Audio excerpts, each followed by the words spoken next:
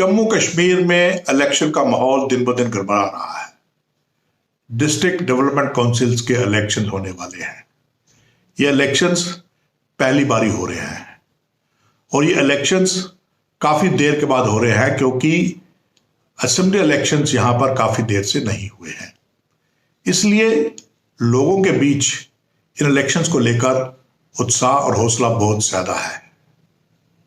लेकिन सबसे हैरानी की बात तो यह है कि जो पार्टियां पंचायती राज के खिलाफ थीं, जो पार्टियां ये कहती थीं कि 5 अगस्त 2019 के बाद जो भी फैसले लिए गए हैं हम उन फैसलों के खिलाफ हैं, वही पार्टियां आज उसी फैसले के तहत कराए जा रहे इलेक्शंस में हिस्सा ले रही हैं और कहते हैं कि जब हम हिस्सा नहीं लेते तब भी आप हमारे पर इल्जाम लगाते हैं, और जब हम हिस्सा लेते हैं तब भी आप कहते हैं कि हम हिस्सा क्यों ले रहे हैं।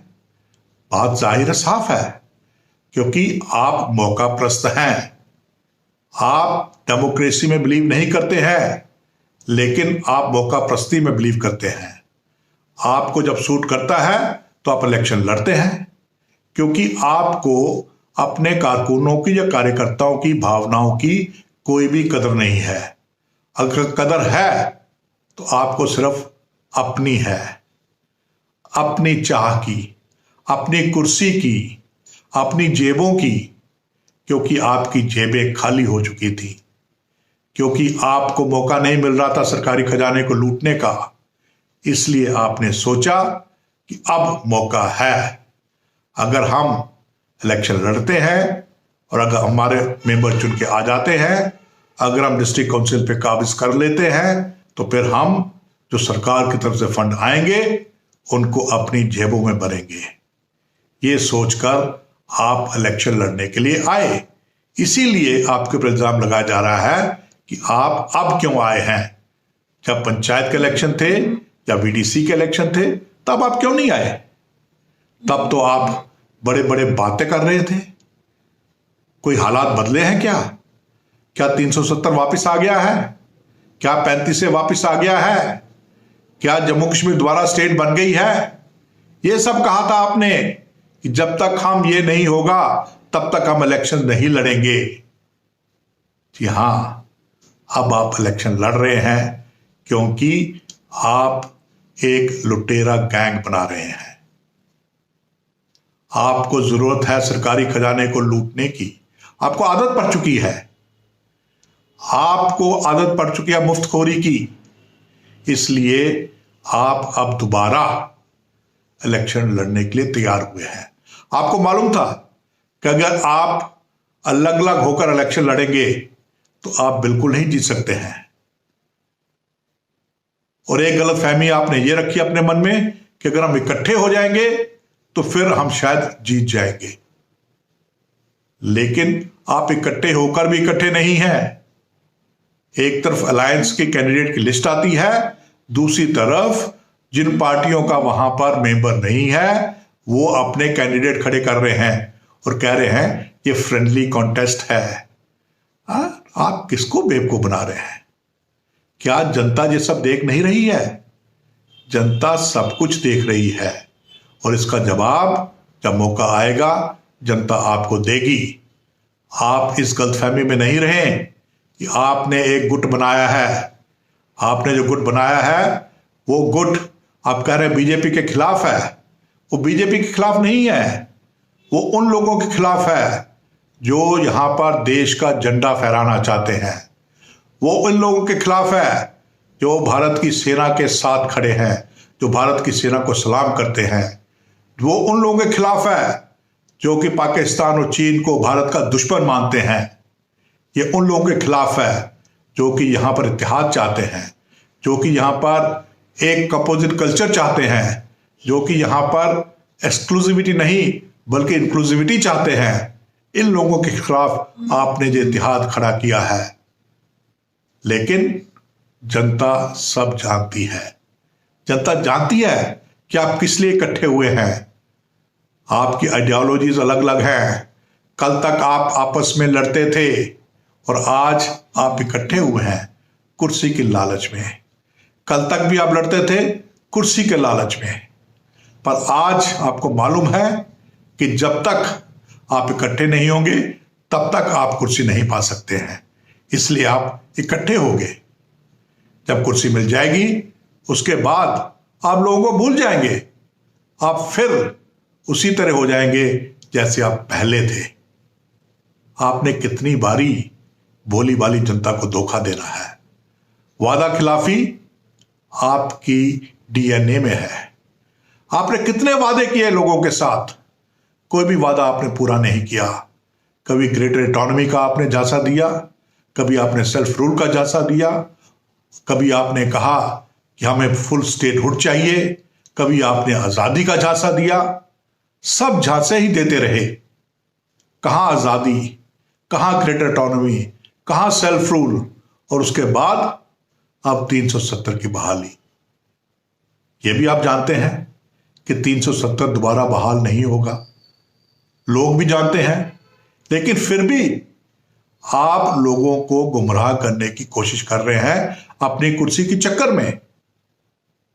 और इन सब में आपके साथ कौन मिला हुआ है? कांग्रेस पार्टी, जो किसी वक्त दुनिया की, देश की सबसे बड़ी पार्टी मानी जाती थी। आज ये सब दूसरी पार्टियों के लिए, छोटी छोटी पार्टियों के लिए लाइबिलिटी बन चुकी है। कोई कांग्रेस के साथ गठन करने को तैयार नहीं है। इसीलिए जम्मू कश्मीर प्रदेश कांग्रेस कमेटी गुपकार अलायंस की गोद में जाके बैठ गई। हमें भी कुछ दीजिए, लेकिन गुपकार अलायंस ने उनको कुछ नहीं दिया, कुछ सीटें नहीं दी। इसलिए इन्होंने अपनी इज्जत बचाने के लिए अपने कैंडिडेट खड़े कर दिए। कहा हम हैं तो अलायंस के साथ, हमारा इलेक्टोरल अलायंस है, इसलिए हम फ्रेंडली कॉन्टेस्ट करेंगे। अरे फ्रेंडली कॉन्टेस्ट नाम की कोई चीज होती है? आप लोगों के ऊपर फ्रॉड कर रहे हैं, आप लोगों को धोखेबाजी दे रहे हैं, बातों से आप लोगों से वोट जीतना चाहते हैं। और देखिए इनकी हिम्मत देखिए। दिल्ली में इनके लीडर कहते हैं कि हमको गुपकार अलायंस के साथ कुछ लेना देना नहीं है, हम गुपकार अलायंस के साथ नहीं हैं।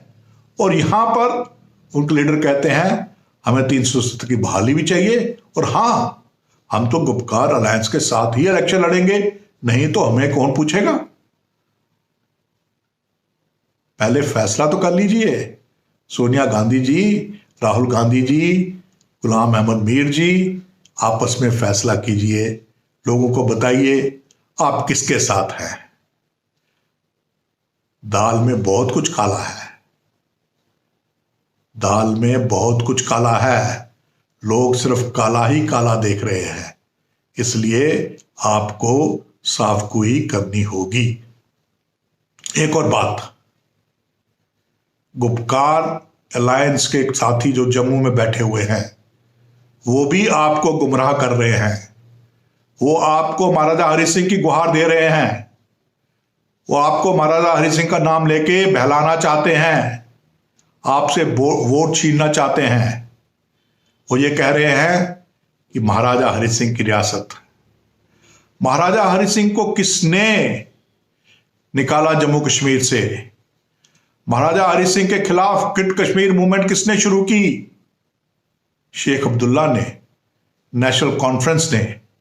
और उसी नेशनल कॉन्फ्रेंस के लीडर आज यहां पर महाराजा हरि सिंह की गुहार ले रहे हैं। महाराजा हरि सिंह के साथ गद्दारी किसने की? उनसे मुआफीनामा लेने के बाद और ये कहने के बाद कि मैं हमेशा सरकार या महाराजा की सेवा करूंगा, उनको जम्मू कश्मीर से निकाल दिया। ये वादा खिलाफी किसने की? ये गद्दारी किसने की? शेख अब्दुल्ला ने, नेशनल कॉन्फ्रेंस ने। और उनको यहां से एग्जाइल में किसने भेजा? शेख अब्दुल्ला ने, नेशनल कॉन्फ्रेंस ने। उनके महलों पे कब्जा किसने कर लिया? डोगरा हेरिटेज के जितने भी यहां पर निशान थे उनको खत्म किसने किया? नेशनल कॉन्फ्रेंस ने। तो आज यही नेशनल कॉन्फ्रेंस के लीडर जम्मू में बैठ के महाराजा हरि सिंह के नाम पर आपसे वोट मांग रहे हैं। है ना शर्म की बात? इनके झांसे में कभी मत आना। एक बात और, इनके साथी ये कहते हैं कि वेस्ट पाकिस्तान रिफ्यूजी, वाल्मीकि या गोरखा समाज, उनको हकूक मिलने चाहिए या नहीं, इसका फैसला हम करेंगे और कोई नहीं कर सकता। अरे भाई, आप कौन हैं? लेकिन इनकी हिम्मत तो देखिए, ये यहां तक कहने को तैयार है इनको किसी का डर ही नहीं है, पर उसके बावजूद भी यहां पर आकर घड़ियाली आंसू बहाते हैं और आपसे वोट मांगते हैं। इनका दोगला चेहरा पहचानिए। दोस्तों, मैं आपसे यही अपील करूंगा, जम्मू वासियों, मैं आपसे यही अपील करूंगा कि आप इनके दोगलेपन को पहचानिए, इनसे दूर रहिए, इनके बहकावे में आकर अपना कीमती वोट ना गंवाएं। शुक्रिया।